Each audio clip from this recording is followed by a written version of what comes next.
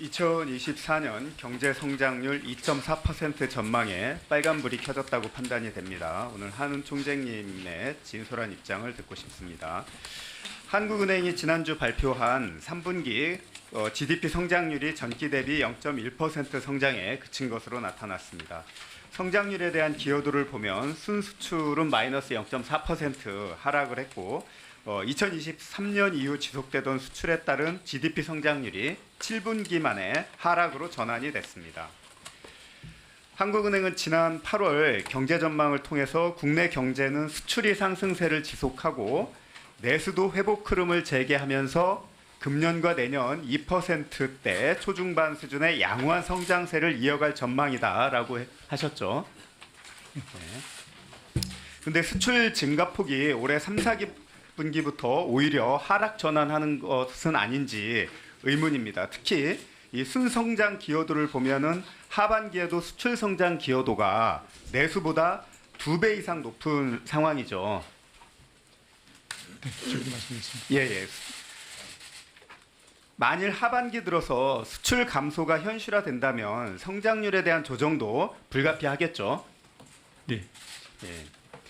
이 총재님, 한은에서는 경제 성장률 전망치를 매 분기별 성장률을 바탕으로 해서 일부 조정을 하고 있으시죠. 예.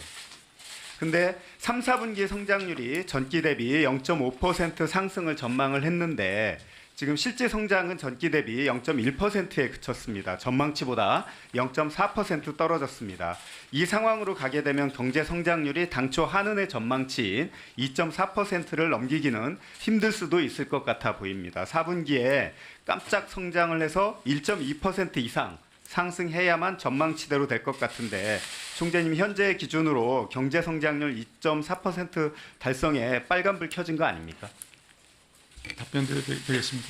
지금 저희가 지금 제일 고민하고 있는 것은 수출이 금액으로 봐서는 지금 떨어지질 않았는데요. 수량으로 봐서는 떨어져가지고 이것을 어떻게 해석할지 지금 굉장히 고민 중입니다.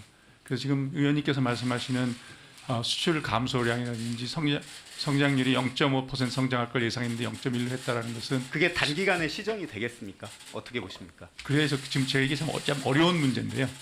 수량으로 봐서는 지금 그게 답이 나왔는데 수출 액수로 봐서는 지금 떨어지지 않고 있어서 이게 왜 그런지에 대한 지금 해석을 지금 보고 있습니다. 그래서 지금 의원님 말씀대로 다음에 어떻게 될지가 이걸 어떻게 해석하느냐에 대해 굉장히 다른데요.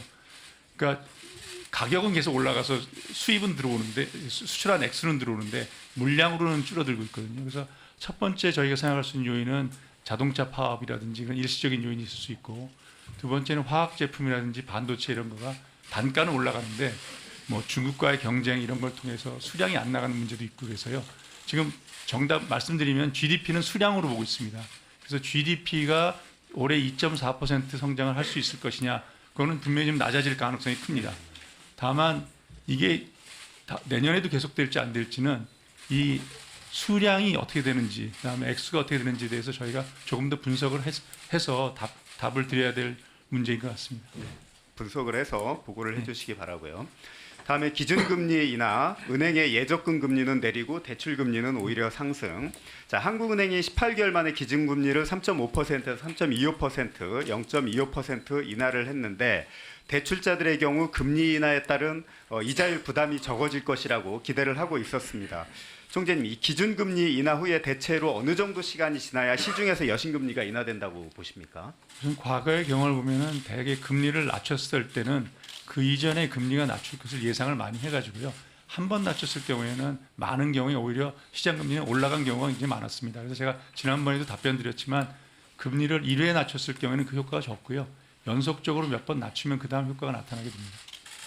그 금리를 지금 단행한 지 3주일이 지났는데 현재 시중 은행들이 예금 금리는 먼저 인하하고 대출 금리는 인하하지 않거나 오히려 지금 대출 금리를 올리고 있다는 보도가 있습니다. 지금 자료를 봐도 그렇고, 근데 이 기준 금리는 인하하고 코스피 금리도 하락한 상태에서 대출 금리는 오히려 소폭 상승하고 있는데 이게 지금 아까 총재님 말씀하신 대로 관성적인 것인지 아니면은 현재의 어떤 금융 정책의 그 어떤 정책에 의해서 그런 건지 어떤 겁니까, 이거는? 저는 후자에 가깝다고 생각합니다. 그렇죠. 저희들이 지금 가계부채라든지 부동산 가격에 대한 경고가 떴기 때문에 저희들이 은행과 협조하에 지금 대출을 좀 조이고 있습니다. 그래서 그런 과정에서 예. 나타난 현상이라 가계 대출이나 이런 것이 안정화되면 다시 정상화될 것으로 보고 있습니다.